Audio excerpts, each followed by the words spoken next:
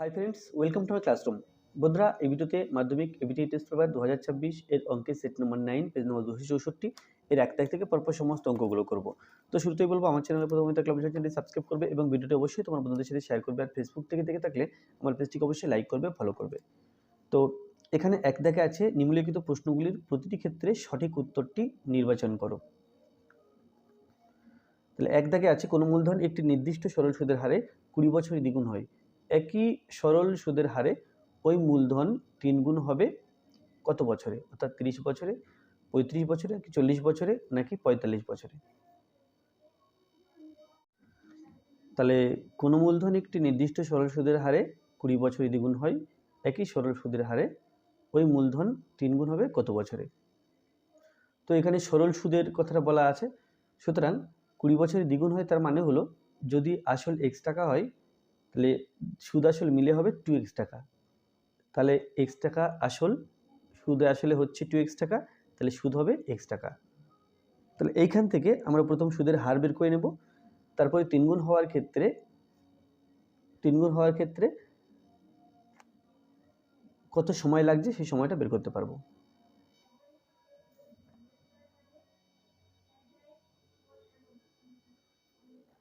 তাহলে 20 বছরে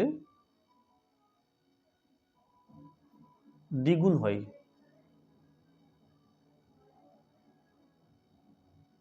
ঠিক আছে? 20 বছরে যদি দ্বিগুণ হয় তাহলে আমরা জানি যে আই সমান সরল সুদ নির্ণয়ের সূত্র আই সমান P/T বাই 100। তাহলে এক্ষেত্রে 20 বছর দ্বিগুণ হয়, এক্ষেত্রে দেখো IPRT কিসের মান কত দেওয়া আছে সেটা লিখবো। তাহলে এখানে এক্ষেত্রে আসল P, আচ্ছা, তারপরে আই সুদ আই সমান লিখবো, তারপরে সুদের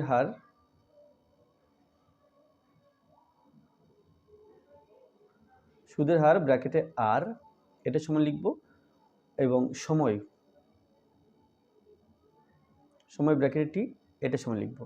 তাহলে এখানে সুদের হারটা আমরা বের করে নেব, বাকি সব দেওয়া আছে, যেমন আসল দেওয়া নেই, তবে আমরা x টাকা ধরে নিলে আসল x টাকা ধরে নিলাম। তাহলে দেখো সুদ আসল হবে 2x টাকা, সুদ হবে 2x থেকে x টাকা বাদ, অর্থাৎ আসলটা, সুদ আসল থেকে আসলটা বিয়োগ করছি, তাহলে এটা সমান x টাকা। আর সময় এখানে আছে 20 বছর, এখানে 20 বসালাম।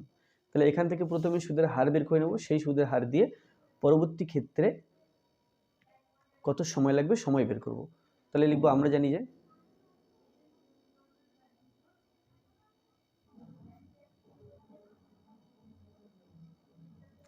যে আই সমান P/T বাই 100। এই প্রসঙ্গে বলে রাখি, এই অঙ্কটা আরেকটা নিয়মে করা যায়, সেটা এর চেয়ে ছোটো হবে, এবং এই পদ্ধতি করার পরে আমি সেটা এই ভিডিওতে শেষের দিকে করে দেব। তো যাই হোক, আমরা জানি যে আই সমান P/T বাই 100। তাহলে আমি যেহেতু আর এর মান বের করবো, তাহলে P/T সমান 100I বা আর সমান 100I বাই PT সমান 100I, 100, আচ্ছা 100 দিলাম, I ফর x টাকা সুদ, P for x and T for 20, কেটে দিলাম, তাহলে 5 20 100, তাহলে সমান আর সমান 5, তো সুদের হার 5 বেরিয়েছে। এবার 3 গুণ হবে কত বছরে? তাহলে 3 গুণ হওয়ার ক্ষেত্রে 3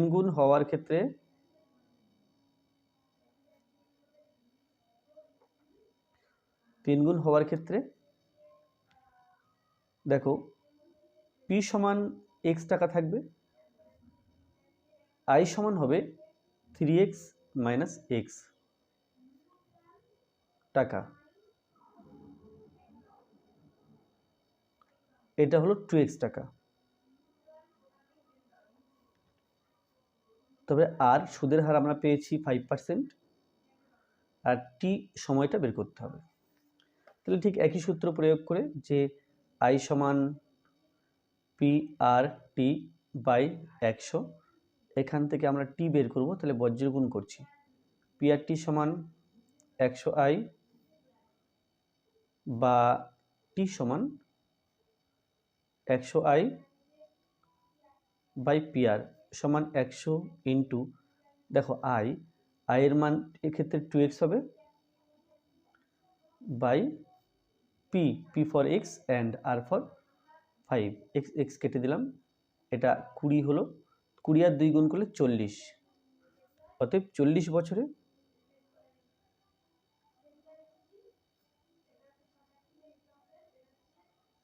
দ্বিগুণ হবে। তাহলে এটা কি হলো, আমি এটা একটা পদ্ধতিতে করলাম, এরপরে একটু সহজ পদ্ধতিতে করি। সহজ পদ্ধতি বলতে আমরা জানি আই সমান, আচ্ছা এখানে বিকল্প পদ্ধতি বলে লিখি, বিকল্প পদ্ধতি। তাহলে দেখো আমরা জানি যে আই সমান পি আর টি বাই 100, তাহলে এই আইটা কিন্তু টি এর সাথে সমানুপাতি, আইটা কিন্তু টি এর সাথে সমানুপাতি। তো প্রশ্নে বলা আছে যে কোনো মূলধন একটি নির্দিষ্ট সরল সুদের হারে 20 বছরে দ্বিগুণ হয়, তাহলে কত বছরে 3 গুণ হবে। তাহলে আমি এখানে আসলটা ধরে নিই, মনে করি আসল সমান x টাকা। আচ্ছা, তাহলে দ্বিগুণ হলে 20 বছরে দ্বিগুণ হলে 20 বছরের দ্বিগুণ হলে সুদ সমান মোট হবে 2x, তার থেকে x বিয়োগ করলাম, তাহলে সুদ হচ্ছে x টাকা। আচ্ছা, যদি 3 গুণ হয়, 3 গুণ হয় মানে সুদে আসলে 3 গুণ হয়,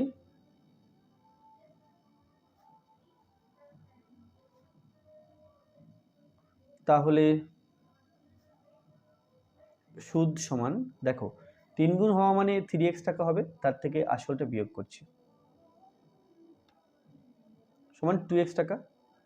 তাহলে আমি এই জায়গাটায় দেখব যে সুদ আগে হচ্ছিল x টাকা, এখন হচ্ছে 2x টাকা, তাহলে x টাকা সুদ হতে সময় লাগে 20 বছর, 2x টাকা সুদ হতে কত সময় লাগে ঐকিক নিয়মে বের করলেই চলবে। তাহলে লিখব কি, অতএব x টাকা সুদ হয়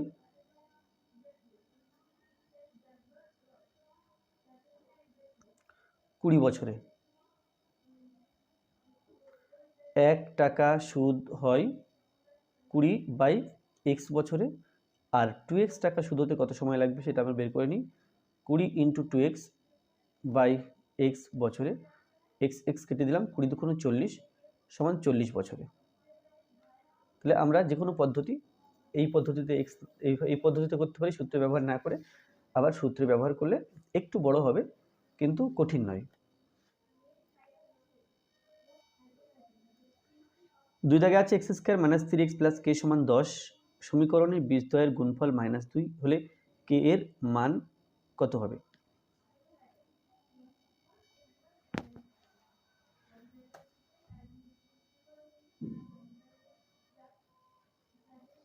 তাহলে সমীকরণটি আছে x স্কয়ার মাইনাস 3x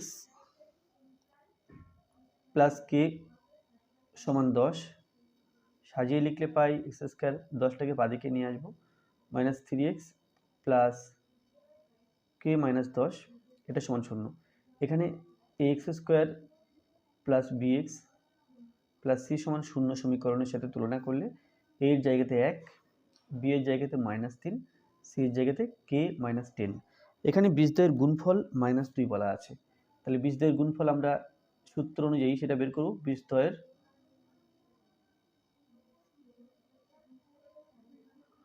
বীজদ্বয়ের গুণফল আমরা জানি আলফা বিটা, বীজদ্বয়ের গুণফল এটা সমান c বাই a, তাহলে দিস বাই দিস, এখানে এটা বাই 1 আছে, এখানে বীজদ্বয়ের গুণফল সমান k মাইনাস 10 বাই 1। আর এটা বীজদ্বয় গুণফল -2 বলা আছে, তাহলে সমান -2। এখান থেকে সমাধান করে কে এর মান বের করতে হবে, তাহলে k - 10 ইজ ইকুয়াল টু -2 এবং 1,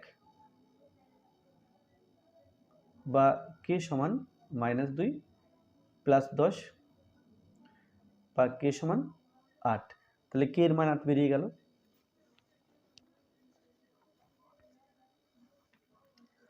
তিন দাগে আছে অকেন্দ্রীয় বৃত্তের এবি ও সিডি দুটি সমান যে এ থেকে এবি এর ও থেকে এবি এর লম্ব দূরত্ব 4 সেন্টিমিটার, সিডি এর লম্ব দূরত্ব কত? আমরা জানি যে সমান দৈর্ঘ্যের জ্যাগুলি বৃত্তের কেন্দ্র থেকে সমদূরবর্তী হয়, সেই জন্য ও বিন্দু থেকে এবি, মানে বৃত্তের কেন্দ্র থেকে এবি যদি 4 সেন্টিমিটার দূরে হয়, সিডিও 4 সেন্টিমিটার দূরে হবে। তাহলে এটা অঙ্ক না করে আমরা বলতে পারবো এটা 4 সেন্টিমিটার হবে। একটি ঘনকের পার্শ্বতলের ক্ষেত্রফল 256 বর্গমিটার, ঘনকটির আয়তন কত? একটি ঘনকের পার্শ্বতলের ক্ষেত্রফল 256 বর্গমিটার, তাহলে ঘনকটির আয়তন কত? এখন পার্শ্বতল বলতে ঘনকের পার্শ্বতল 4টে আছে, ঘনকের মোট তল সংখ্যা 6টা, বাট পার্শ্বতল আছে 4টে, তাহলে 4টে পার্শ্বতলের মোট ক্ষেত্রফল 256 বর্গমিটার আছে। এখান থেকে মানে যেটা হবে 4a স্কোয়ার, 4a স্কোয়ার মানে এটা দেওয়া আছে, আমাকে a কিউব বের করতে হবে। তাহলে কি করব, প্রথমে ঘনকের একটা বাহুর দৈর্ঘ্য a ধরে পার্শ্বতলে ক্ষেত্রফল লিখবো, আর সেটা 256 সমান লিখবো।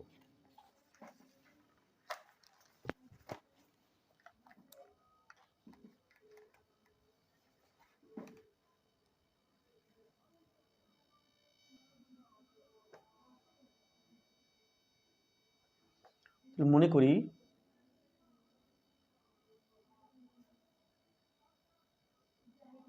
ঘনকটির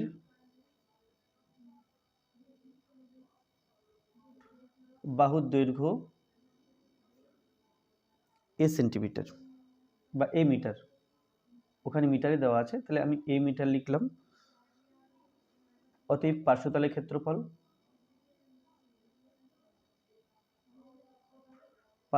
ক্ষেত্রফল যেটা সূত্র হলো 4a স্কোয়ার, এটা সমান দেওয়া আছে 256,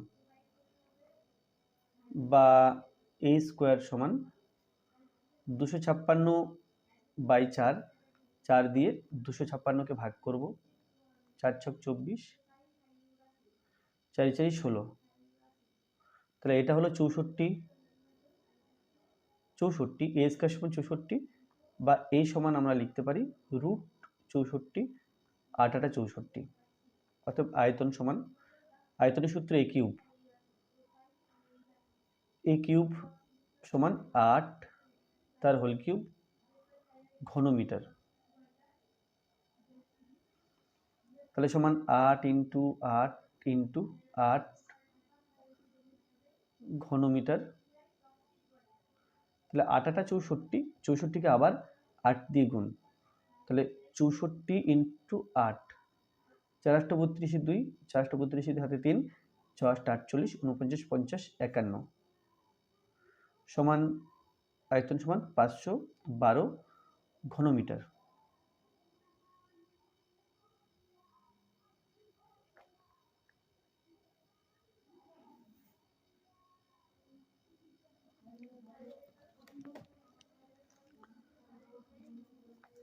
আচ্ছা, 5 দাগে আছে tan alpha plus cot alpha সমান 2, tan to the power 25 alpha plus cot to the power 25 alpha এর মান কত? তাহলে এখানে আছে tan alpha plus cot alpha সমান 2 হলে tan to the power 25 alpha plus cot to the power 25 alpha এর মান কত? তো দেখো এখানে এই টাইপের অঙ্কগুলো যখন এখানে 2 দেওয়া থাকবে এবং পাওয়ারে বড় বড় সংখ্যা দেওয়া থাকবে, তখন এই যে tan আলফা সমান কিন্তু 1 বেরোবে। কারণ কি? কারণ tan এবং cot একে অপরের অনন্য, অর্থাৎ cot সমান আমরা 1/tan লিখতে পারি। তাহলে এই অঙ্কটা অ্যাকচুয়ালি এরকম হয় যে a প্লাস 1/a সমান 2, তাহলে a to the power 25 plus 1/a to the power 25 এর মান কত? অঙ্কটা এই টাইপের থাকে। তো যাই হোক, এই অঙ্কটা এবারে এই অঙ্কটা সেম, যেখানে tanটা a হচ্ছে এবং তাহলে 1/a সেটা cot হবে। তো যাই হোক, আমরা এখানে এটা খাতায় করছি, দেখো।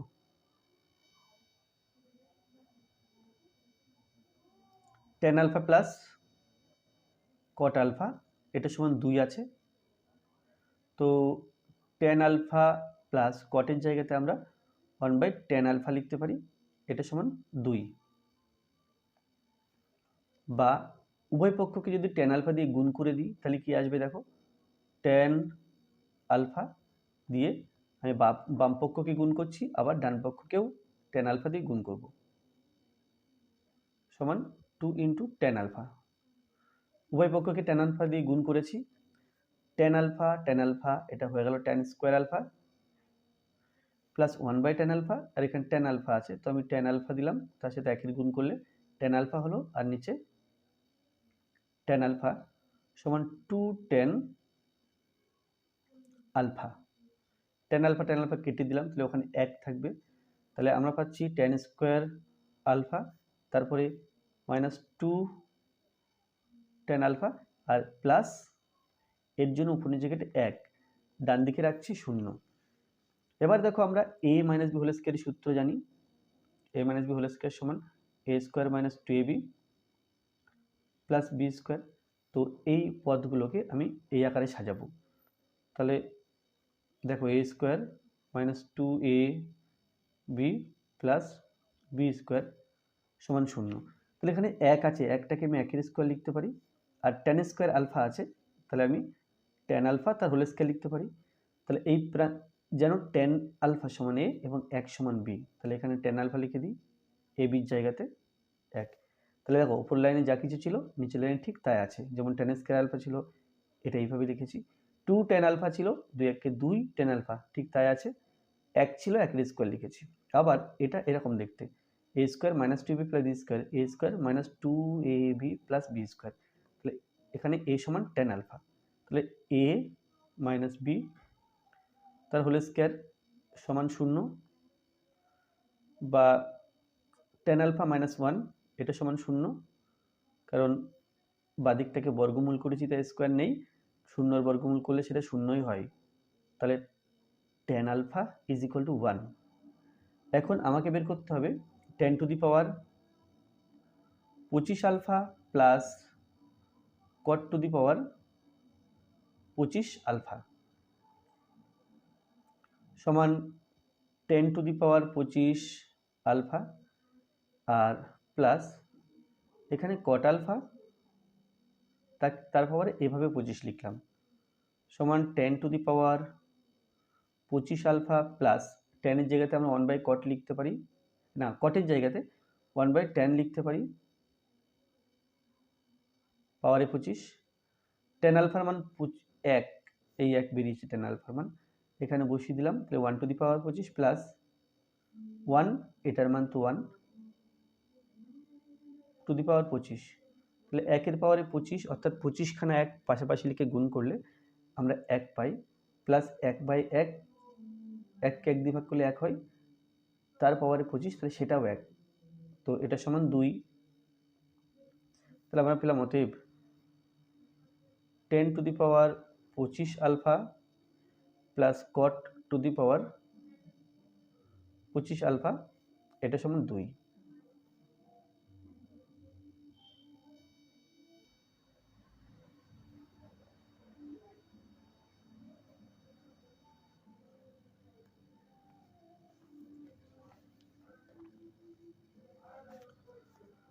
চলে গেছে 6 7 x 8 y 14 সংখ্যাগুলির গড় 10 হলে x প্লাস y সমান কত হবে?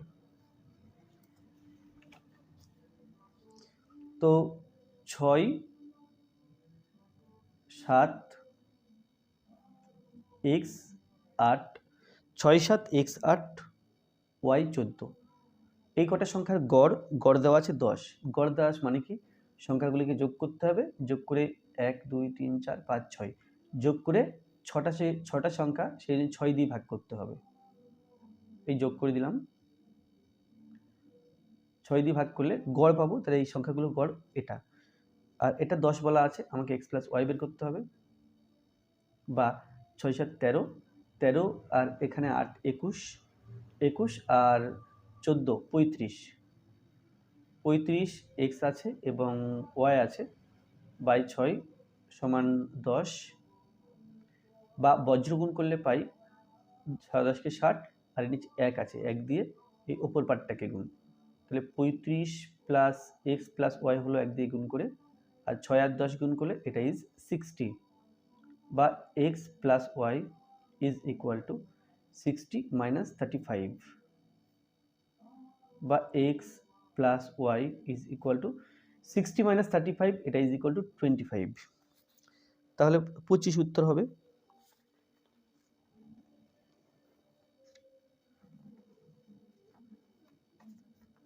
নেক্সট, শূন্যস্থান পূরণ করো যে কোনো 5টি। একটি ব্যবসায়ী এ ও বি এর মূলধনের অনুপাত 3:5, এ মোট লাভের 60 টাকা পেলে বি পায় ড্যাশ টাকা, অর্থাৎ বি কত পাবে সেটা বলতে হবে। তো আমরা জানি মূলধনের অনুপাত যা হয় লাভের অনুপাতও তাই হয়, সুতরাং এ এর লাভ ও বি এর লাভের অনুপাত 3:5 আছে। তাহলে এ এর লাভ যদি দেওয়া থাকে আমরা বি এর লাভ পেয়ে যাব। তাহলে প্রথম কথাটা হবে যে লাভের অনুপাত এবং মূলধনের অনুপাত সবসময় সমান হয়।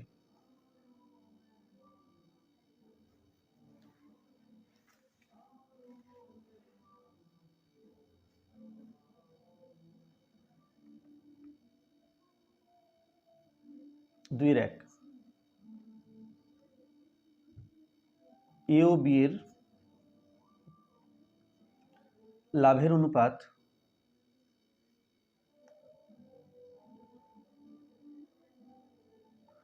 এ ও বি এর লাভের অনুপাত এখানে আছে 3:5,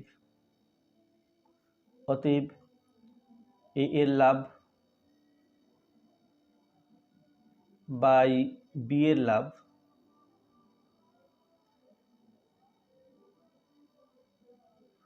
এর লাভ বাই বি এর লাভ এটা আছে 3/5।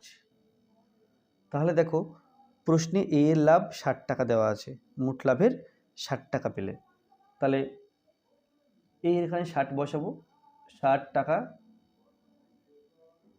বাই বি এর লাভ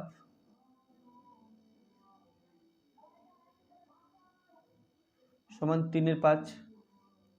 এখন আমাকে বি এর লাভ বের করতে হবে, তাহলে 3 ইন্টু বি এর লাভ, 3 ইন্টু বি এর লাভ, এটা কি করছি বজ্রগুণ করছি, সমান 5 ইন্টু 60 টাকা,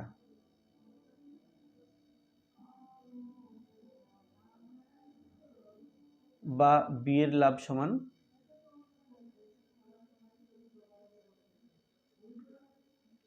5 ইন্টু 60 টাকা, আর নিচে আসবে 3, 3 20 60, 5 20 100 সমান 100 টাকা। তাহলে বি এর লাভ হয়েছে 100 টাকা, বি মোট লাভের 100 টাকা পাবে, শূন্যস্থানে 100 টাকা বসবে, তাহলে বি পাই 100 টাকা। এবার 1/2 মাইনাস √3 এর অনুবন্ধীকরণী হলো, তাহলে আগে সরল আকারে পরিণত করব করণী নিরসন করে, তারপরে এর অনুবন্ধীকরণী বের করব।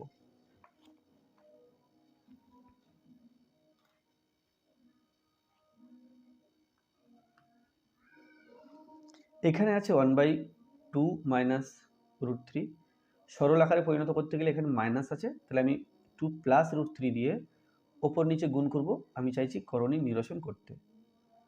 তাহলে দেখো 1 দিয়ে 2 প্লাস √3 কে গুণ করলে 2 প্লাস √3 পাবো, এবং নিচের পার্টটা √2 প্লাস √3 ইন্টু 2 মাইনাস √3, তাহলে আমরা জানি যে এ স্কোয়ার মাইনাস বি স্কোয়ারের সূত্র হচ্ছে এ প্লাস বি ইন্টু এ মাইনাস বি, অর্থাৎ এ প্লাস বি ইন্টু এ মাইনাস বি থাকলে আমরা এ স্কোয়ার মানে বি স্কোয়ার লিখতে পারি, এখানে তাই আছে এ প্লাস বি ইন্টু এ মাইনাস বি, যেখানে এ সমান 2 বি সমান 3, তাহলে আমরা এখানে এ স্কোয়ার মাইনাস বি স্কোয়ার লিখতে পারবো, এ না লিখে 2 লিখবো, আর বি না লিখে √3 লিখবো।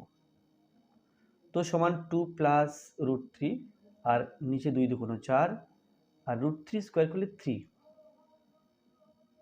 সমান 2 প্লাস √3 বাই 1, তো 1 না দিলেও চলবে, আমরা 2 প্লাস √3 লিখব। 1 না দিলে চলবে কেন, 1 দিয়ে ভাগ করলে সংখ্যাটা চেঞ্জ হয় না, সেই সংখ্যায় থাকে, সেই জন্য। এবার দেখো আমার অনুবন্ধীকরণী বের করতে হবে এর 2 প্লাস √3 এর অনুবন্ধীকরণী,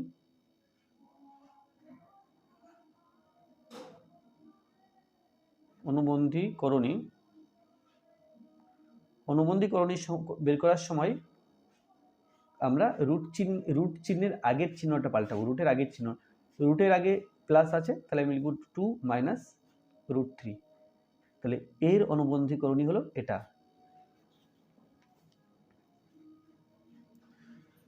এবার 4 দাগ, দুটি ত্রিভুজ সদৃশ হবে যদি তাদের ড্যাশ বাহুগুলি সমানুপাতি হয়। এখানে অনুরূপ বাহুগুলি, অনুরূপ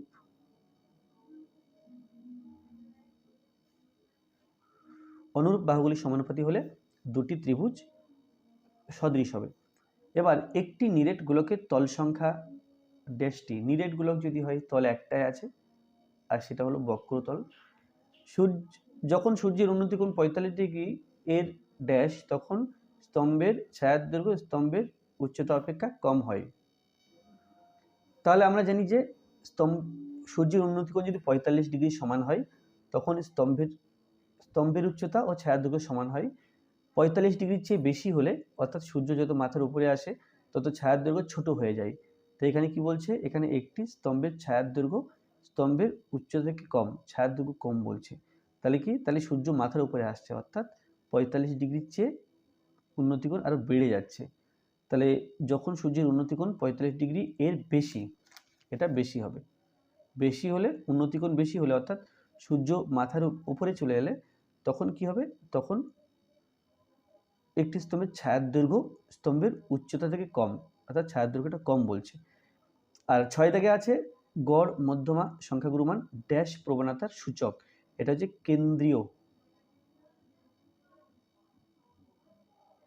কেন্দ্রীয় প্রবণতা সূচক। 3 দাগে আছে সত্য বা মিথ্যা লেখো যে কোনো 5টি।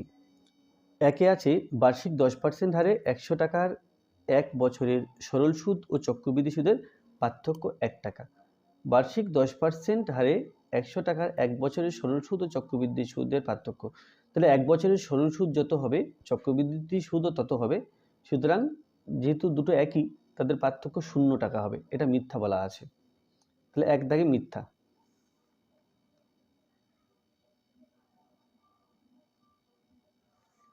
2 দাগে আছে AB is to C square, BC is to A square, CA is to B square এর যৌগিক অনুপাত 1:1 হবে।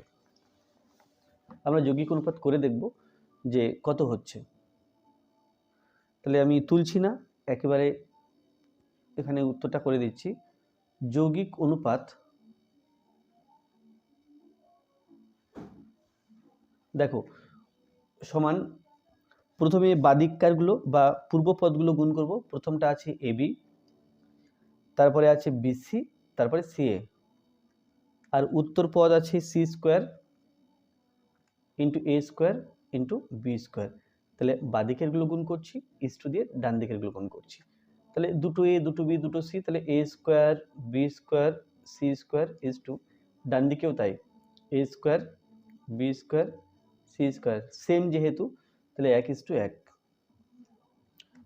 তাহলে এটা সত্য।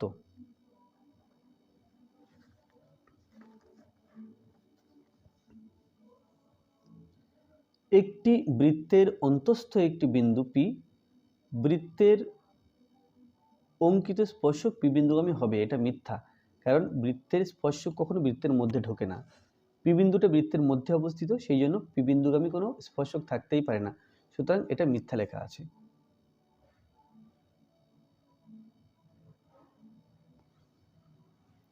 চার দাগে আছে একটি লম্ববৃত্তাকার শঙ্কুর উচ্চতা ব্যাসার্ধ তির্যক উচ্চতা সর্বদা একটি সমকোণী ত্রিভুজের বাহুত্রয়। হ্যাঁ, এটা সত্য।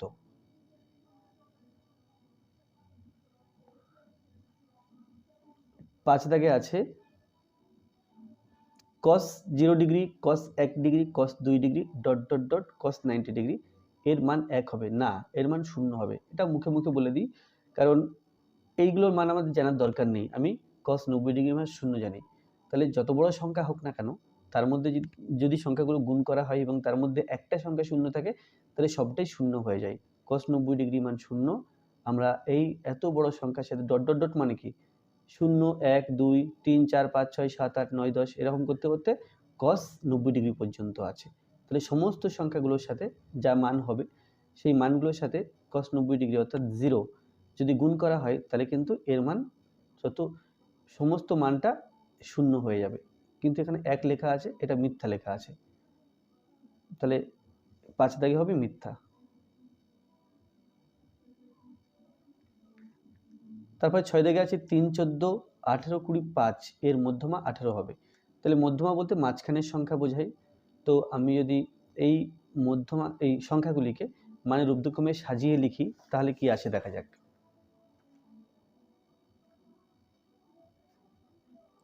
প্রদত্ত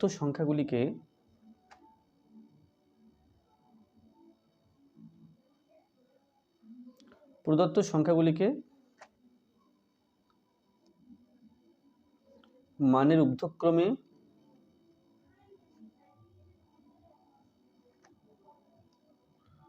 সাজিয়ে পাই।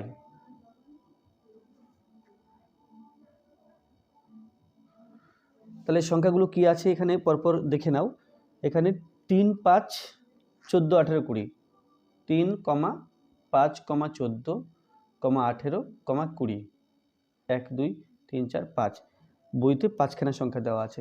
তাহলে দেখতে পাচ্ছি যে এদিক থেকে 2 ঘর যদি সরে আসি, এদিক থেকে 2 ঘর এগিয়ে যাই, তাহলে মাঝখানে পড়ছে 14, তাহলে মধ্যমা 14 হওয়ার কথা, মধ্যমা সমান 14, বাট প্রশ্নে বলা আছে 18, ওটা মিথ্যা বলা আছে। তাই এখানে দেখো, এখানে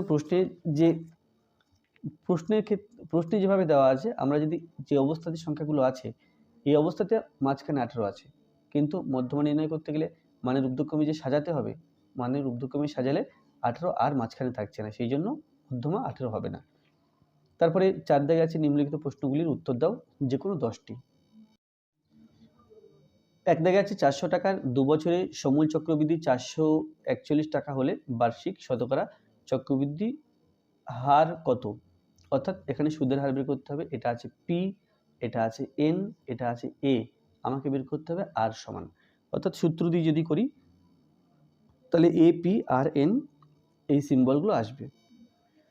তাহলে যে তথ্যগুলো দেওয়া আছে প্রথমে সেই তথ্যগুলো লিখে নেব, কিন্তু আমাদের নজর থাকবে এই সূত্রের দিকে।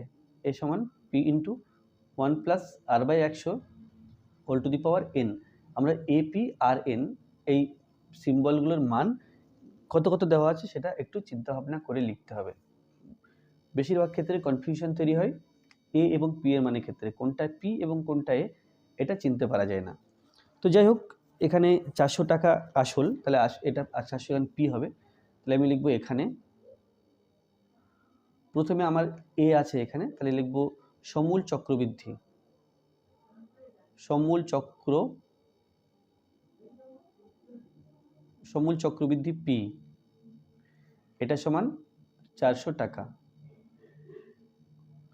তারপরে না পি না এ, সমূল চক্রবৃদ্ধি এ, এটা 441 টাকা আছে, 441 টাকা।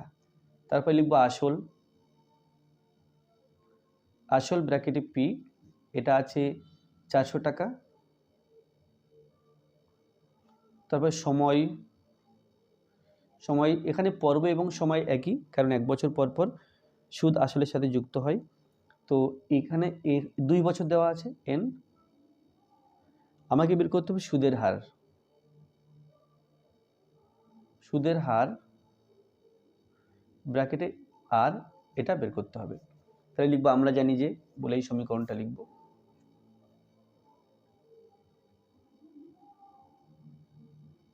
আমরা জানি যে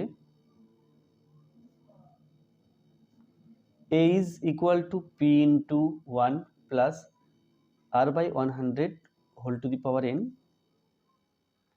বা a is equal to 441, p is equal to 400, 1 plus r এর মান বের করব বাই 100, আর n এর জায়গাতে 2 বসালাম। তো দেখো 1 plus r by 100, 1 plus r by 100 তার স্কোয়ার, এটা সমান লিখতে পারি 441 বাই 400। তো 441 আমরা জানি 21 স্কোয়ার 441 হয় এবং 20 স্কোয়ার 400 হয়। তাহলে এটা সমান এটা, যদি উভয় পক্ষকে বর্গমূল করি বা আমি স্কোয়ার তুলে দিই, বর্গমূল করি, বা অন্য ভাষায় বলছি যে স্কোয়ার তুলে দিলাম। তাহলে তাই যদি হয় তাহলে 1 প্লাস আর বাই 100 এর মান কিন্তু পাচ্ছি 21/20, বা আর বাই 100 সমান 21/20, একটাকে এখানে -1 লিখলাম, বা আর বাই 100। আচ্ছা, এখানে কি হবে দেখে নাও, এখানে নিচে 1 এবং 20 এর লসাগু 20, 20 দিয়ে লসাগুকে ভাগ করলে 1 পাবো, 21-এর সাথে 1 গুণ, মানে 21-কে 1 দিয়ে গুণ, 1 দিয়ে 20-কে ভাগ করলে 20 পাবো, 20 দিয়ে 1-কে গুণ, তাহলে 20 × 1 = 20, তাহলে এটা হচ্ছে 1/20, এটা সমান পেলাম 1/20। এবার করব বজ্রগুণ, বা 20r সমান 100,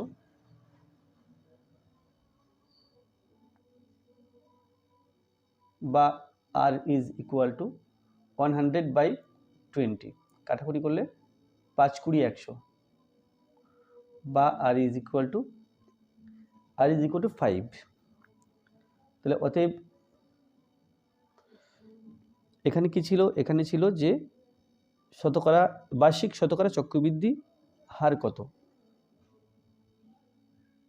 বার্ষিক শতকরা চক্রবৃদ্ধি সুদের হার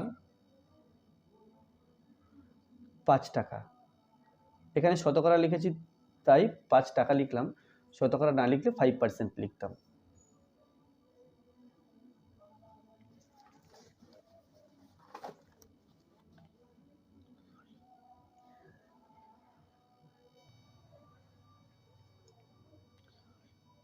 দুইয়ে আছে কোনো আসল ও তার 5 বছরের সবৃদ্ধি মূল্যের অনুপাত 5:6 হলে বার্ষিক সরল সুদের হার নির্ণয় করো। তাহলে সুদ আসল মিলে আছে 6 আর কেবল আসল আছে 5। তাহলে এখানে আমরা যদি আসল 5x টাকা এবং সুদ আসল 6x টাকা ধরি এবং I = PRT/100 এই সূত্র ব্যবহার করি, তো সহজে সুদের হার আমরা বের করতে পারবো। তাহলে প্রথম কাজ হবে আসল ধরে নেওয়া 500 টাকা এবং সুদ আসল ধরে নেওয়া, ভুল বললাম, প্রথম কাজ হবে আসল ধরে নেওয়া 5x টাকা এবং সুদ আসল ধরে নেওয়া 6x টাকা।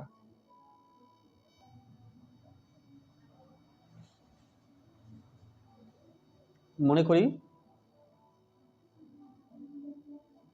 আসল 5x টাকা ও সুদ আসল 6x টাকা। তো এখানে আমরা যে সরল সুদ নির্ণয় সূত্র জানি I = PRT/100, তাহলে এখানে IPRT সব মানগুলো যেটা যেটা দেওয়া আছে লিখে ফেলবো। তাহলে এখানে প্রথমে সুদের পরিমাণ, সুদ ব্র্যাকেটে I, দেখো সুদ আসল 6x টাকা, আসল 5x টাকা, এর থেকে এটা বিয়োগ করলে আমরা, এর থেকে আসল বিয়োগ করলে সুদ পাবো,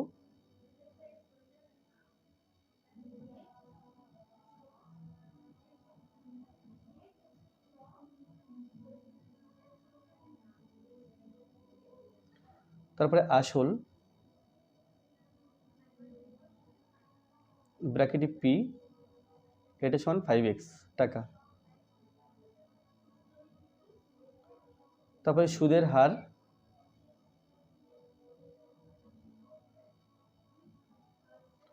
ব্র্যাকেটে R, এটা সমান প্রশ্ন চিহ্ন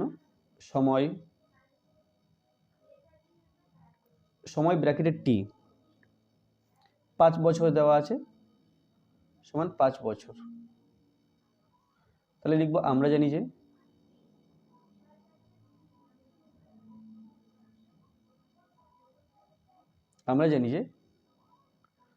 I = PRT/100, আমাকে আর বের করতে হবে, তাহলে বজ্রগুণ করে নেব, PRT = 100I, বা আর সমান 100i, তাহলে আর এর সঙ্গে আছে পি এবং টি, পি এবং টি এই নিচে লিখব, সমান 100 বসালাম, আই ফর এক্স, এই যে x, I for x, P for 5x and t for 5, 5 20 100, 4 5 20, তাহলে 4। অতএব এখানে সরল সুদের বার্ষিক সরল সুদের হার নির্ণয় করা আছে, তাহলে বার্ষিক সরল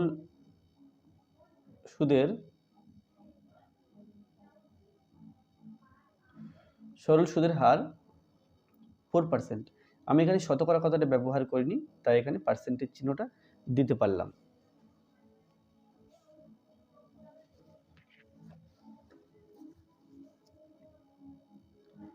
তিন দিকে আছে x square plus 8x plus 15 সমান 0, দ্বিঘাত সমীকরণে বীজদ্বয় আলফা ও বিটা হলে আলফা মাইনাস বিটা সমান কত? এর বীজদ্বয় আলফা ও বিটা আছে, আলফা মাইনাস বিটা আমাকে বের করতে হবে।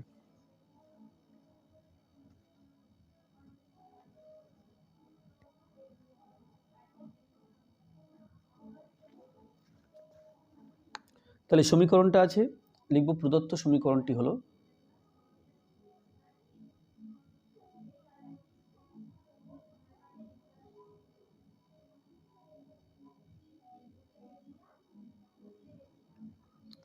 X square plus 8x plus 15, এটা সমান 0, এটা সমীকরণ, নাম দিলাম 1 নম্বর। 1 নম্বর সমীকরণে বীজদ্বয় আলফা ও বিটা, 1 নম্বর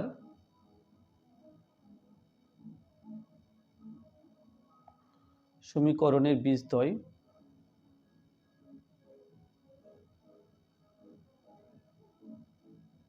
আলফা ও বিটা, তাহলে আমরা বলতে পারি অতএব আলফা প্লাস বিটা সমান মাইনাস বি বাই এ, এখানে 8 আছে, মাইনাস 8 বাই এ ফর 1, তাহলে -8/1, অর্থাৎ এটা -8। বীজদ্বয়ের গুণফল আলফা বিটা সমান সি বাই এ, সি 15, এ 1, তাহলে এটা 15। এখন আমাকে আলফা মাইনাস বিটা এর মান বের করতে হবে, তাহলে লিখব আলফা মাইনাস বিটা, এটা সমান রুট আলফা মাইনাস বিটা, তার হোল স্কয়ার লিখতে পারি, রুট চিহ্ন দিলাম, দিয়ে alpha minus beta whole square, এর জায়গাতে লিখব alpha plus beta whole square minus 4 alpha beta, অর্থাৎ এ মাইনাস বি হোল স্কয়ারের সূত্র, এখানে সেই সূত্রে ভেঙে দিলাম। এরপরে সমান এখানে দিলাম আলফা, তাহলে রুট চিহ্নটা দিয়ে দিই প্রথমে। দেখো আলফা প্লাস বিটা এর মান কত আছে? -8 আছে, তাহলে -8 তার whole square -4 alpha beta, alpha বিটার মান আছে এখানে 15 দেব, সমান রুট 8 8 64, মাইনাসে মাইনাসে প্লাস, 4 15 60, তো 64 থেকে 60 বিয়োগ করলে 4 হচ্ছে, 4 এর বর্গমূল 2, তাহলে অতএব আলফা মাইনাস বিটা এটা সমান 2। 4 দাগে আছে 6 - 8x by x plus 6 - 8y by y plus 6 - 8z by z সমান 0 হলে 1 by x plus 1 by y plus 1 by z সমান কত?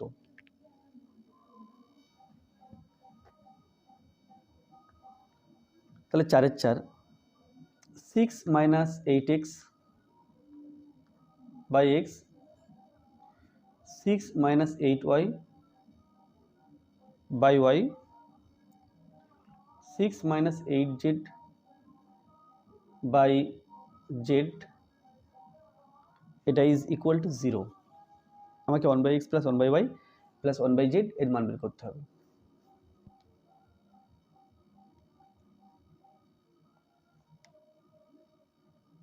এটা সমান প্রশ্ন চিহ্ন, অর্থাৎ কত সেটা বের করতে হবে। তো এখান থেকে স্টার্ট করব।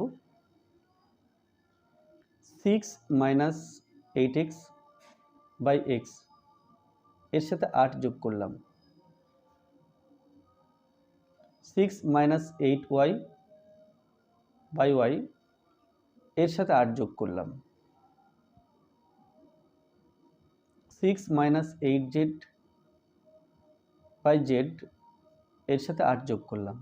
তাহলে মোট 3খানা 8 যোগ করেছি বাদিকে, সমান চিহ্ন বাদিকে 3খানা 8 যোগ করেছি ব্যালেন্স রাখার জন্য। সমান চিহ্নের ডান দিকেও তাই, 1 2 3, 3খানা 8 যোগ করে দিলাম, তাহলে ব্যালেন্স থাকলো। এবার দেখো 8-এর নিচে 1 ভাববো, 1 এবং x এর লসাগু x, তাহলে কি হবে x এবং লসাগু x লিখলাম, x দিয়ে এই লসাগুকে যদি ভাগ করি তাহলে 1 হবে। 1 দিয়ে 6 মাইনাস 8xকে গুণ করছি, তাহলে 6 মাইনাস 8x হবে, প্লাস 1 দিয়ে xকে ভাগ করলে আমরা x পাই, x দিয়ে 8কে গুণ, তাহলে এটা হলো 8x। নিশ্চয় বুঝতে পেরেছি কীভাবে করলাম। এই জায়গাটা ঠিক একই রকমভাবে করব, এই জায়গাটাও তাই। এখানে y লসাগু আর এখানে z লসাগু, তাহলে ওপরটা কি হবে 6 মাইনাস 8y প্লাস 8y, আর একই রকমভাবে এই জায়গাটা 6 মাইনাস 8z প্লাস 8z, ডান দিকে 3 8 24, এটা হলো 24। বা দেখো মাইনাস 8x প্লাস 8x যেহেতু আলাদা চিহ্ন, তাহলে বিয়োগ হয়ে 0 হবে, তাই কেটে দিলাম। এটা এটা এটা এটা, তাহলে উপরে থাকছে 6 by X plus 6 by Y plus 6 by Z সমান 24। প্রত্যেকটা পদে 6 রয়েছে, তাহলে 6 কমন নিলাম, কমন নিলে 1 বাই এক্স প্লাস এখানে হবে 1 বাই ওয়াই প্লাস এখানে হবে 1 বাই জেড, এটা সমান 24। বা বলতে পারি 1 by X plus 1 by Y plus 1 by Z, এটা ইজ ইকুয়াল টু 24 বাই 6। কী করলাম, বাদিকটাকেও 6 দিয়ে ভাগ করলাম, সেই জন্য 6 আর নেই, ডান দিকটাকেও 6 দিয়ে ভাগ করেছি, তাহলে এখানে উভয় পক্ষকে 6 দিয়ে ভাগ করা হলো। 6 দিয়ে কাটাকুটি করলে 6 1 6, 4 6 24, বা 1 by X plus 1 by Y plus 1 by Z, এটা ইজ ইকুয়াল টু 4 বা 4।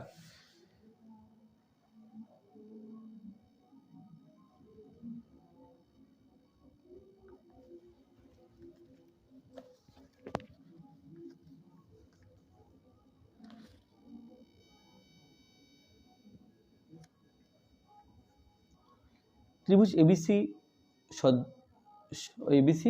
এবং ত্রিভুজ ডিইএফ সদৃশকোণী ত্রিভুজ। কোণ এ সমান 47 ডিগ্রি, কোণ ই সমান 83 ডিগ্রি, কোণ সি সমান কত?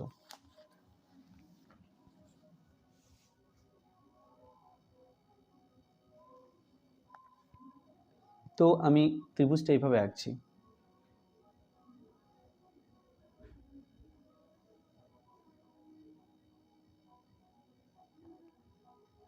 তো এখানে কোণগুলো দেখছি, এ কোণ 47 ডিগ্রি আছে, আমি এখানে এ দিলাম, আর এখানে বি দিলাম, এখানে সি দিলাম, আর আরেকটা ত্রিভুজ আঁকছি।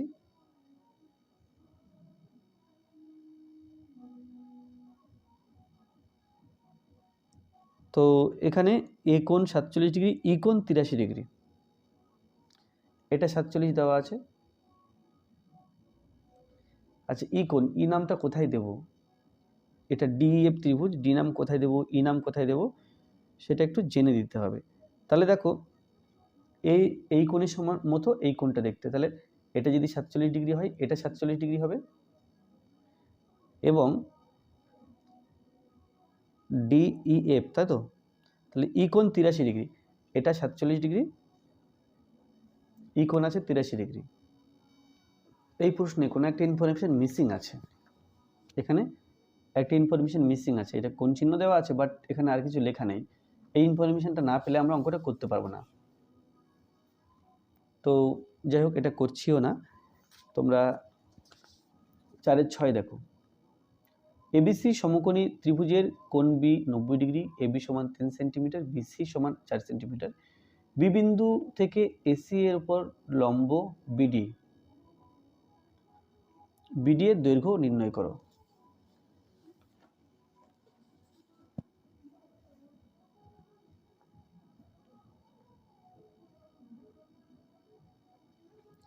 তাহলে এবিসি সমকোণ ত্রিভুজ, বি কোণ 90 ডিগ্রি।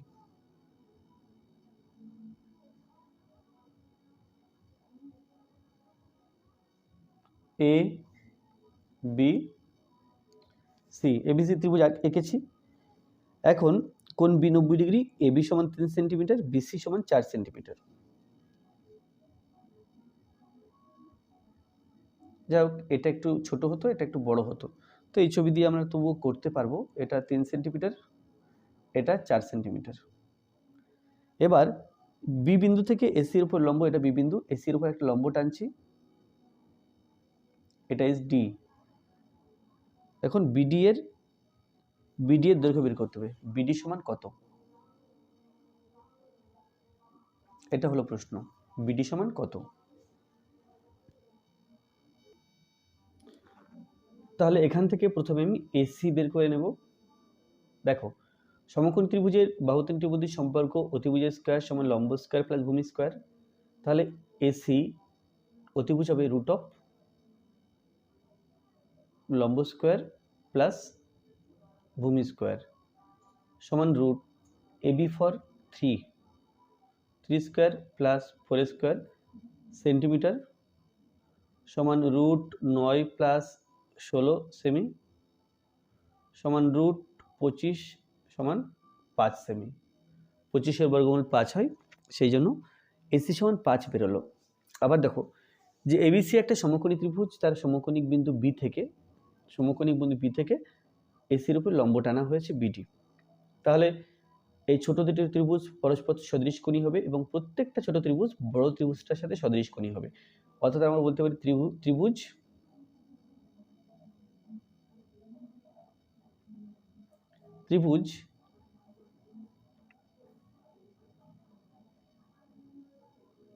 এই ছবিগুলো ঠিক এইটার মতো হয়েছে, সুতরাং ছবিগুলো থাকলে অসুবিধা নেই। তো যাই হোক, ত্রিভুজ এই ছবিগুলো কিন্তু এই অঙ্কের অংশ নয়, সুতরাং খেয়াল রাখবে। ত্রিভুজ এ বি সি সদৃশকোণী ত্রিভুজ বি সি ডি। তাহলে সদৃশকোণী যখন ছোট ত্রিভুজটার সবচেয়ে বড় ত্রিভুজটা, তাহলে এদের অনুরূপ বাহুগুলি সমানুপাতি হবে। অতএব আমরা বলতে পারি যে এই যে ছোট ত্রিভুজটা আছে এর লম্ব আর একটা অতিভুজ মানে মাঝারি বাহু আর বড় বাহু, অর্থাৎ বিডি বাই বিসি, এই ছোট ত্রিভুজটার ক্ষেত্রে এটা মাঝারি বাহু, এটা বড় বাহু। তাহলে এই যে বড় ত্রিভুজটার মাঝারি বাহু ও বড় বাহুর অনুপাতের সাথে সমান হবে। বড় ত্রিভুজের মাঝারি বাহু এটা এবি, মানে আমি ছবি অনুযায়ী মাঝারি কথা বলছি, ছবি অনুযায়ী মাঝারি এবি, আর বড় বাহু এসি বা বিডি। বিডি এর মান বের করতে হবে বাই বিসি, দেখো 4 সেন্টিমিটার দেওয়া আছে, সমান AB is 3 centimetre and AC, আচ্ছা এসি ইজ কত বেরিয়েছে, এসি 5 সেন্টিমিটার। তো বজ্রগুণ করব, তাহলে 5 বিডি, বা আমি একেবারে বিডি সমান লিখে দিই, বিডির কোণাকুণি 5 রয়েছে, তাহলে 5টাকে নিচে লিখি, বাকি সংখ্যা দুটোকে উপরে লিখি। তাহলে সমান 3-4 12, 12/5 সেমি। 5 দিয়ে ভাগ করা সোজা নিয়ম হচ্ছে এই সংখ্যাটাকে ডবল করে দিই, একটা অঙ্কের আগে দশমিক বসিয়ে দিই, তাহলে 2.4 সেন্টিমিটার।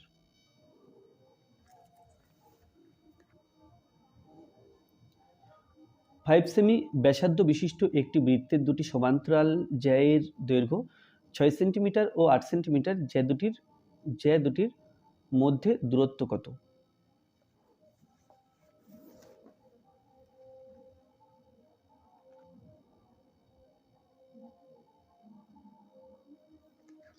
তাহলে এখানে বৃত্তটা এঁকে নেব।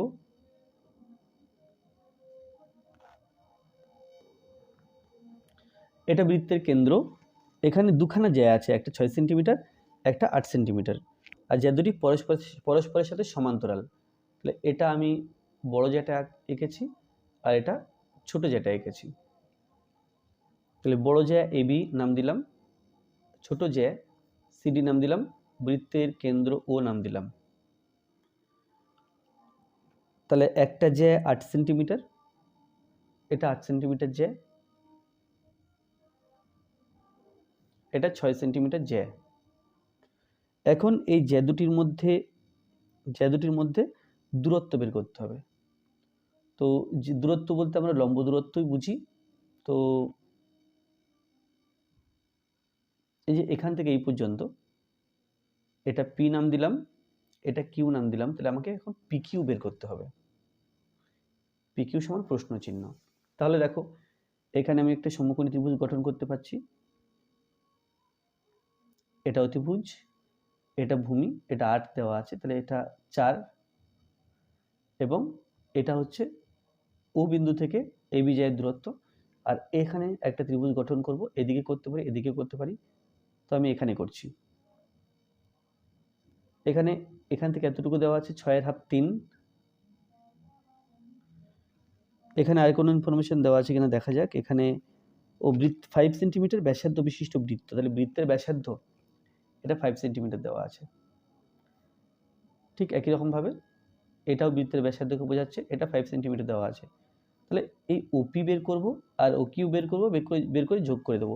তো এখানে দেখো এটা একটা সমকোণী ত্রিভুজ। পিথাগোরাসের সূত্র থেকে আমরা বলতে পারি যে ওপি সমান root OB square minus BP square, এভাবে বলতে পারি। আর যদি আরেকটু ভেঙে বলতে হয় তাহলে বলবো কি, পিথাগোরাসের সূত্র অনুযায়ী অতিভুজ স্কোয়ার সমান লম্ব স্কোয়ার প্লাস ভূমি স্কোয়ার। ত্রিভুজ ও বিপি, ত্রিভুজ ওবিপি এর কি পাচ্ছি?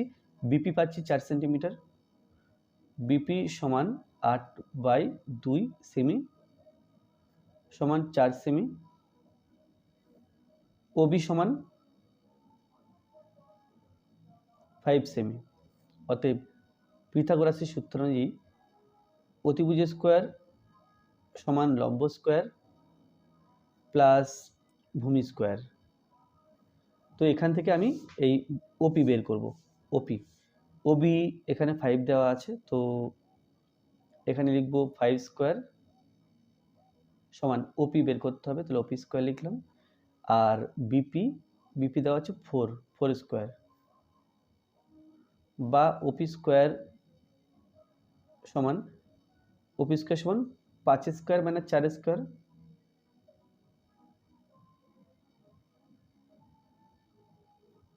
সমান 5 5 25, 4 4 16। 25 থেকে 16 বিয়োগ করলে আমরা পাচ্ছি 9। তো 9 বলতে 3 স্কোয়ার, ওপি স্কোয়ার সমান যদি 3 স্কোয়ার হয় তাহলে ওপি সমান 3 সেন্টিমিটার, ওপি সমান 3 সেন্টিমিটার পেয়ে গেছি। এবার এই ত্রিভুজটাতে আসি, ত্রিভুজ ও কিউসি। ত্রিভুজ ও কিউসি এর আমরা কিউসি পেয়ে যাচ্ছি। কিউসি সমান 6 হাফ সমান 3 সেমি, ওসি পেয়ে যাচ্ছি 5 সেন্টিমিটার বৃত্তের ব্যাসার্ধ। অতএব আমি এখান থেকে একবারে লিখতে পারি ও কিউ সমান রুট অফ ওসি স্কোয়ার। এভাবে ভেঙে ভেঙে লেখা যেত, আমি একটু অন্যভাবে করছি। ওসি স্কোয়ার মাইনাস ও কিউটা বের করছি, OC square minus C Q square সমান, আচ্ছা ও কিউটা কত? 5, তাহলে 5 স্কোয়ার মাইনাস 3 স্কোয়ার, এখানে অবশ্যই সেন্টিমিটার লিখব। 5 5 25, -9 সেন্টিমিটার সমান √16 সেন্টিমিটার সমান 4 সেন্টিমিটার। ওপি বেরিয়েছিল 3 সেন্টিমিটার, ও কিউ বেরিয়েছে 4 সেন্টিমিটার। অতএব পি থেকে কিউ পর্যন্ত পি কিউ যেটা মান বের করতে হবে, এটা এই অধিককার 3 আর এদিককার 4 সেন্টিমিটার যোগ করে দেব। যোগ করে দিলে এটা উইল বি 7 সেন্টিমিটার। তাহলে ওপি মানে যে দুটির মধ্যে দূরত্ব, এটা হবে 7 সেন্টিমিটার। অতএব যে দুটির মধ্যে দূরত্ব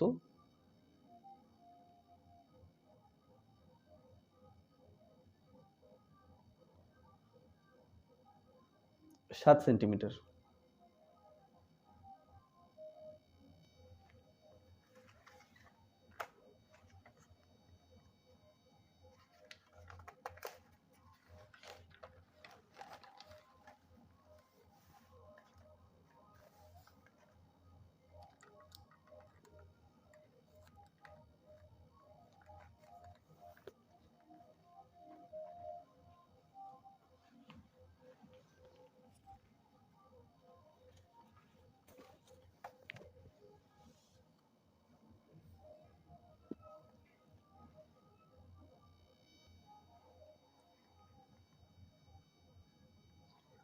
আটে আছে থিটা ধনাত্মক সূক্ষ্মকোণ হলে 2 tan square theta plus 18 cot square theta এর সর্বনিম্ন মান কত? এর সর্বনিম্ন মান বের করতে হবে। থিটা বলা আছে ধনাত্মক সূক্ষ্মকোণ।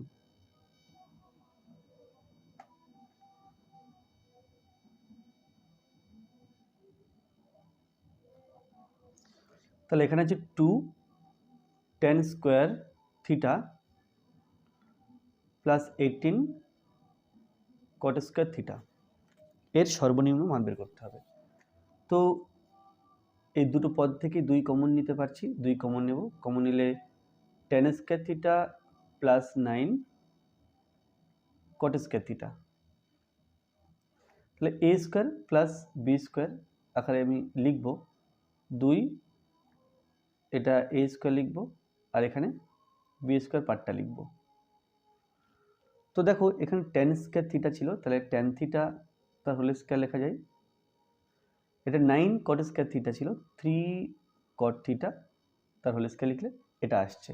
তাহলে এখানে কি আছে a square plus b square, যেখানে a সমান tan থিটা, b সমান 3 cot theta.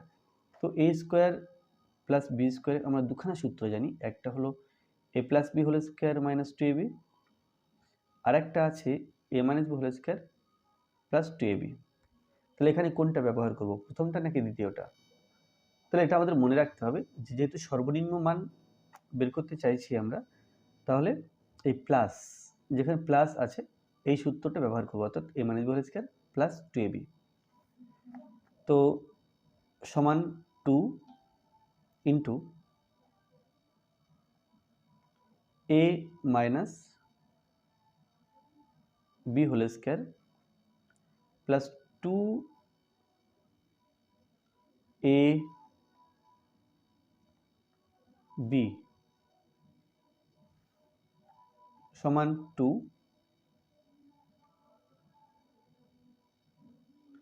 tan theta minus 3 cot theta তার whole square plus 2 tan theta into 3 into cot থিটাকে আমরা 1/tan থিটা লিখতে পারি।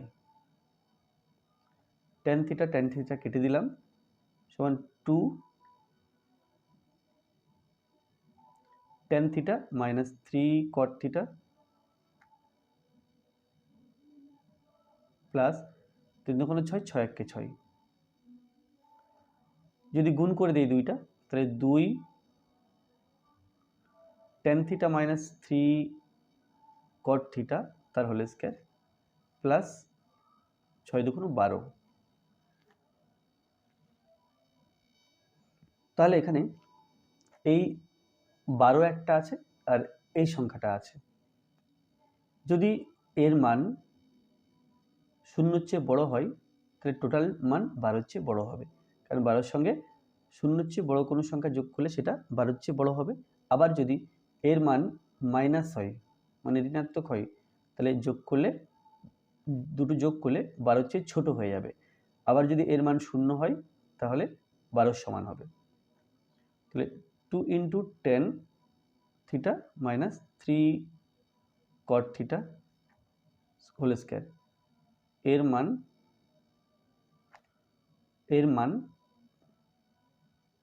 0 চেয়ে বড় মানে ধনাত্মক, তাহলে ধনাত্মক লিখি, এর মান ধনাত্মক হলে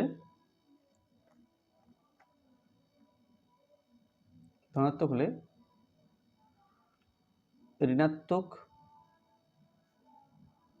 হলে ও 0 হলে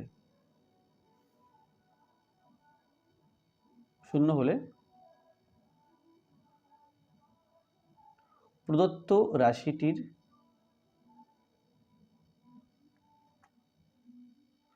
মান হবে যথাক্রমে, এখানে যথাক্রমে বলে দিলাম, যথাক্রমে, তাহলে এর মান ধনাত্মক হলে এটা 12 চেয়ে বড় হবে, 12 এর বড়, কমা ধনাত্মক হলে 12 এর বড়, ঋণাত্মক হলে 12 এর ছোট, তাহলে 12 এর ছোট ও 0 হলে 12 এর সমান।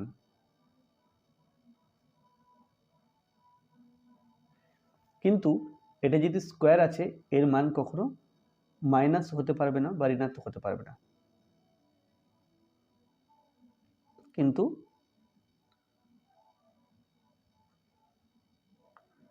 প্রথম রাশিটার মান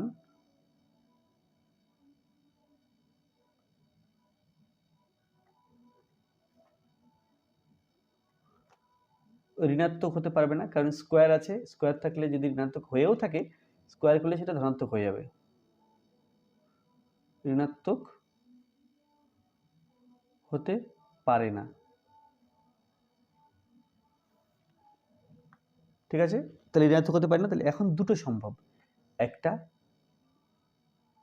এটা 0 চেয়ে বড় হতে পারে বা 0 হতে পারে, 0 চেয়ে বড় হলে মান 12 চেয়ে বড় হবে, 0 হলে 12 হবে, তাহলে কি, তাহলে এর সবচেয়ে ছোট মান 12 হতে পারে, 12 চেয়ে কম হতে পারে না, বরং 12 চেয়ে বেশি হতে পারে, বাট সবচেয়ে ছোট 12। তাই সুতরাং প্রদত্ত রাশিটির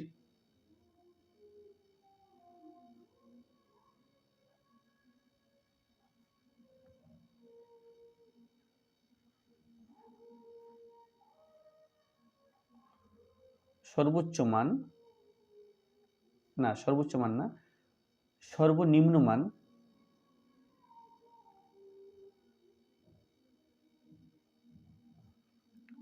12।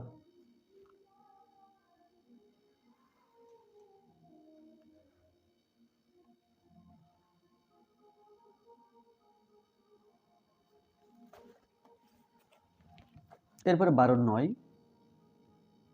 আচ্ছা 12/9 হচ্ছে 2x সমান 3 sin থিটা 5y সমান 3 cos থিটা সম্পর্ক দুটি থেকে থিটা অপনয়ন করে x ও y এর মধ্যে সম্পর্ক নির্ণয় করো।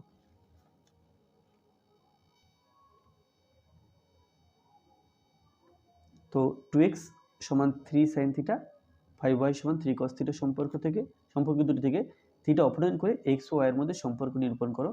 তাহলে এখান থেকে sin থিটা বের করে নেব, এখান থেকে cos থিটা বের করে নেব, তারপর sin থিটা cos থিটার মধ্যে যে সম্পর্ক আছে সূত্র sin square theta plus cos square theta সেটা ব্যবহার করলে থিটা থাকছে না, কেবল xy থাকছে, অর্থাৎ xy এর মধ্যে সম্পর্ক আমরা বের করতে পারবো। তো যে তথ্যগুলো দেওয়া আছে আমরা লিখব প্রদত্ত হিসেবে, প্রদত্ত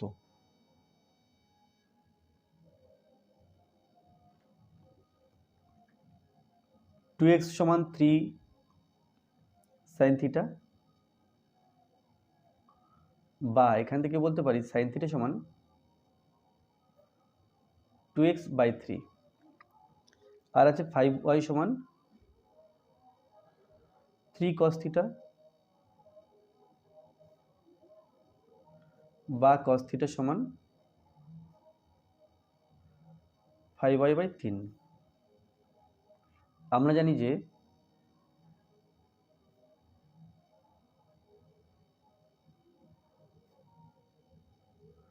sine square theta plus cos square theta এটা সমান 1। এই সূত্রটা নিশ্চয়ই তোমরা জানো।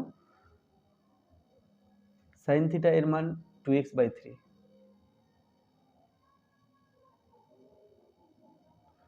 কস থিটার মান 5y/3,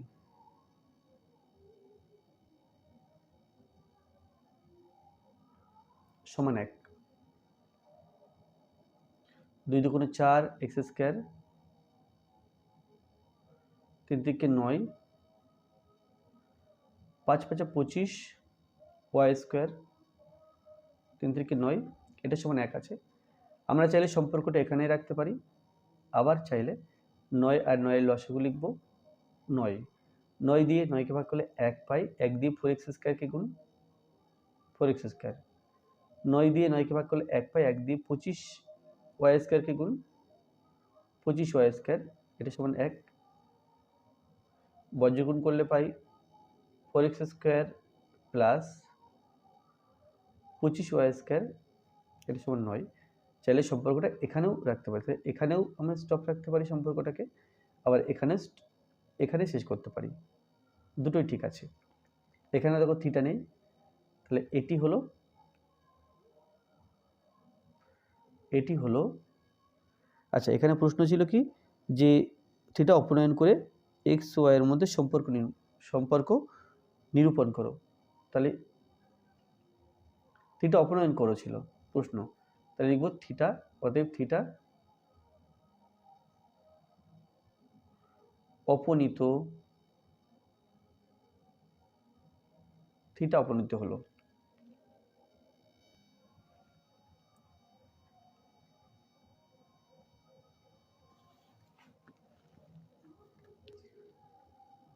দশা আছে একটি নিরেট অর্ধগোলকের সমগ্রতলের ক্ষেত্রফল এবং আয়তনের সাংখ্যমান সমান অর্ধগোলকটির ভূমির ব্যাসার্ধ কত? ভূমির ব্যাসার্ধ আর ধরে নেব।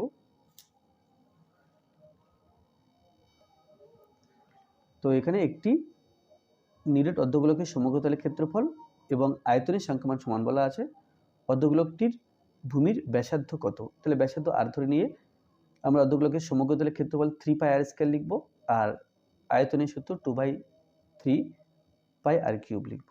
এই দুটো সমান লিখলে একটা সমীকরণ তৈরি হবে, সেখান থেকে সমাধান করে আর এর মান বের করতে পারবো।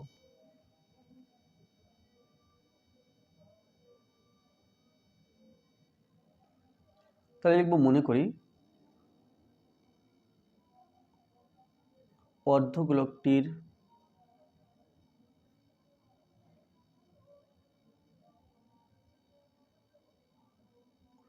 ব্যাসার্ধ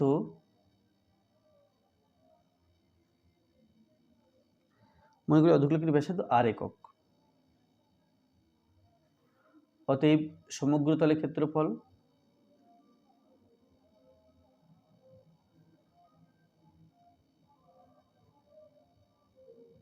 যেহেতু নিরেট অর্ধগোলক সেই জন্য হবে 3πr², বর্গ একক, বা আমরা লিখতে পারি একক স্কোয়ার। আচ্ছা, তারপর আছে আয়তন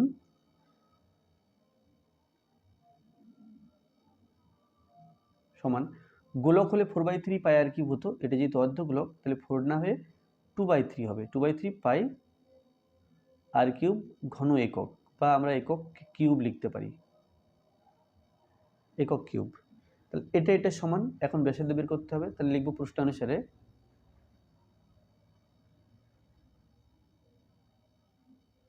প্রশ্নানুসারে 2/3πr³ সমান 3πr²। বজ্রগুণ করব, বজ্রগুণ করলে 3টা এর সাথে গুণ হয়ে যাবে, 2πr³ সমান 3 থেকে 9πr²। সমান চিহ্নের বাঁদিকে নিয়ে আসি দুটো পদকেই, এটা -9πr², ডান দিকে থাকছে 0, তো কমন নেব, πr² কমন নেব, কমন নিলে এখানে থাকবে 2r - 9 = 0, তাহলে 2r - 9 এটা সমান 0/πr²। এখানে ব্যাসার্ধ যেহেতু, এখানে আর যেহেতু ব্যাসার্ধ, সেহেতু এর মান 0 হবে না, তাই আমরা নিচে দিব্যি লিখতে পারি।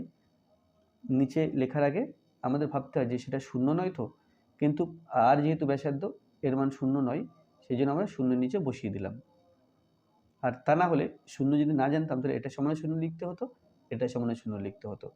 আমি জানি যে এই আর ব্যাসার্ধ এর মান 0 নয়, সেই জন্য এটাকে 0 নিচে চাপিয়ে দিলাম, যেটা 0 হয়ে যাবে। তাহলে 2r - 9 এটা সমান 0, বা এখানে 2r সমান 9 বা r সমান 9/2, অর্থাৎ 9/2 আমরা এটাকে 4.5 বলতে পারি, 4 × 1 = 2, বা 4.5 এভাবেও বলতে পারি।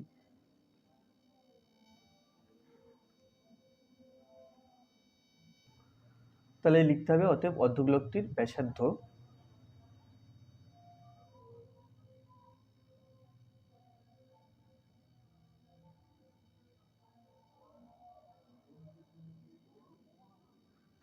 অর্ধগোলকটির ব্যাসার্ধ 4.5 সেন্টিমিটার বা সেমি।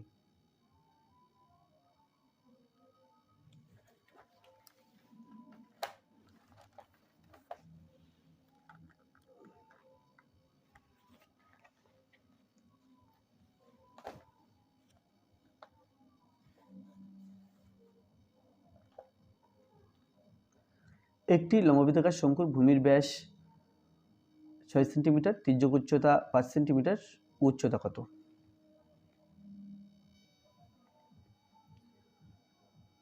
তাহলে এখানে একটি লম্ববৃত্তাকার শঙ্কুর ভূমির ব্যাস 6 সেন্টিমিটার দেওয়া আছে, তির্যক উচ্চতা 5 সেন্টিমিটার দেওয়া আছে, উচ্চতা কত? উচ্চতা বের করতে হবে। তাহলে এখানে যেহেতু ব্যাস দেওয়া আছে, তাহলে ব্যাসার্ধ বের করে নিতে পারবো 6কে 2 দিয়ে ভাগ করে, আর তির্যক উচ্চতা L দেওয়া আছে, উচ্চতা বের করতে হবে। তাহলে আমরা শঙ্কুর ভূমির ব্যাসার্ধ, উচ্চতা এবং তির্যক উচ্চতা মিলে একটা সমকোণী ত্রিভুজ তৈরি করে জানি।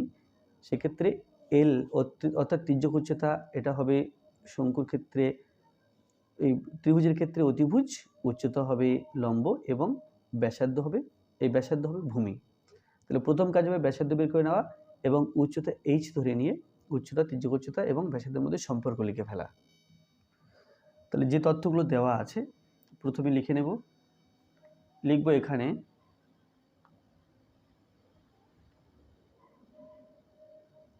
এখানে শঙ্কুর ভূমির ব্যাসার্ধ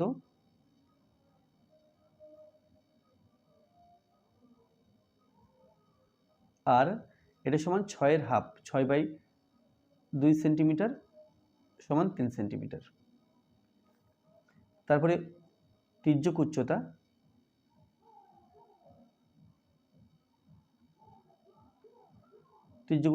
L, তির্যক উচ্চতা L এর মান দেওয়া আছে 5 সেন্টিমিটার।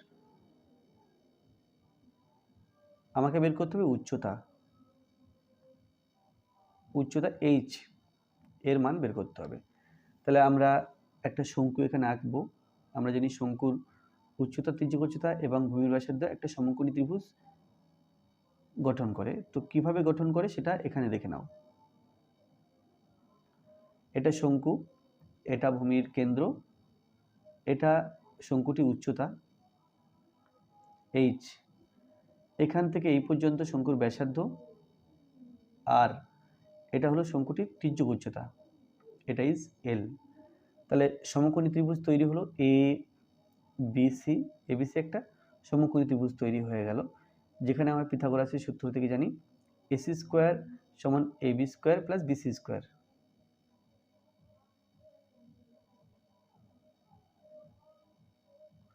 অতিভুজ স্কয়ার সমান লম্ব স্কয়ার প্লাস ভূমি স্কয়ার। অতিভুজ L, AB, উচ্চতা h, ভূমি r। এটা হচ্ছে সমকোণী ত্রিভুজের উচ্চতা, তির্যক উচ্চতা এবং ব্যাসার্ধের মধ্যে সম্পর্ক। তাহলে লিখব আমরা জানি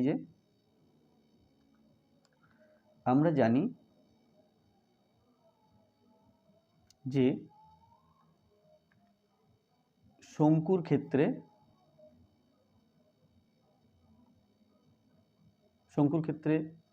L² সমান h² প্লাস r², এটা আমরা জানি।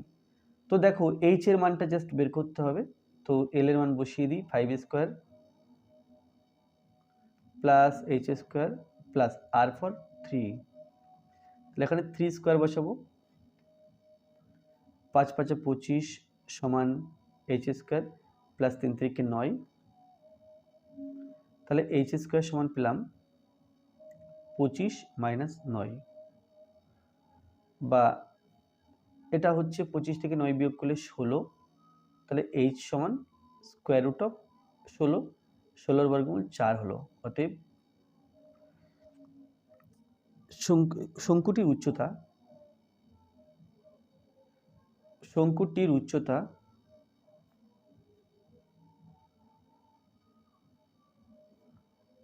4 সেন্টিমিটার।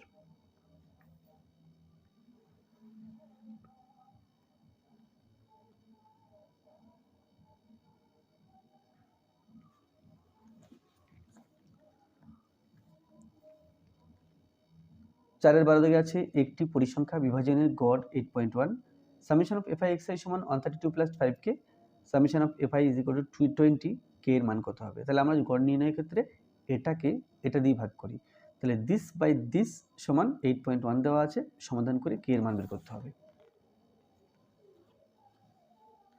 তাহলে এখানে যে তথ্যগুলো দেওয়া আছে সেগুলো লিখে নিই। Summation of F I X I সমান 132 plus 5k, summation of F I এটা আছে 20, তাহলে কে এর মান বের করতে হবে, আর গড় বলা আছে, তাহলে গড় সমান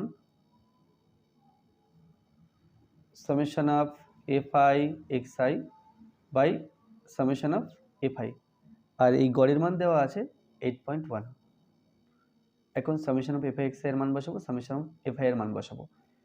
এফ আই এক্স আই এর মান এটা, summation of F I X I এর মান 132 plus 5k, summation of F I এটা ইজ ইকুয়াল টু 20, 8.1 আছে, আমরা চাইলে 81/10 লিখতে পারি। তো এবার একটু কাটাকুটি করে নিলে গুণটা ছোট সংখ্যার গুণ করতে হবে, আর তা না হলে বড় সংখ্যার গুণ করতে হবে, সেক্ষেত্রে ভুল যাওয়ার সম্ভাবনা বেশি থাকবে। তো যাই হোক, 1 দিয়ে 132 প্লাস 5k কে গুণ করব, তাহলে 132 প্লাস 5k সমান 81 দিয়ে 2 আর 81 গুণ করব, তাহলে 8 দুগুণে 16 অর্থাৎ 160, আর 81 আছে, 81 দুগুণে 162, বা 5k is equal two 162 minus এই যে 132 সমান চিহ্নের বাদিক থেকে ডান দিকে এনেছি, তাই এর চিহ্নটা প্লাসটা মাইনাস হয়ে গেল, বা 5k ইজ ইকুয়াল টু 162 থেকে 132 বিয়োগ করতে হবে, এটা হয়ে গেল 0, এখানে 3, তাহলে এটা ইজ ইকুয়াল টু 30, বা k ইজ ইকুয়াল টু 30/5, তাহলে 5 × 30, বা k সমান 6। তো এখানে k এর মান নির্ণয় করেছিল, তাই লিখব অতএব k এর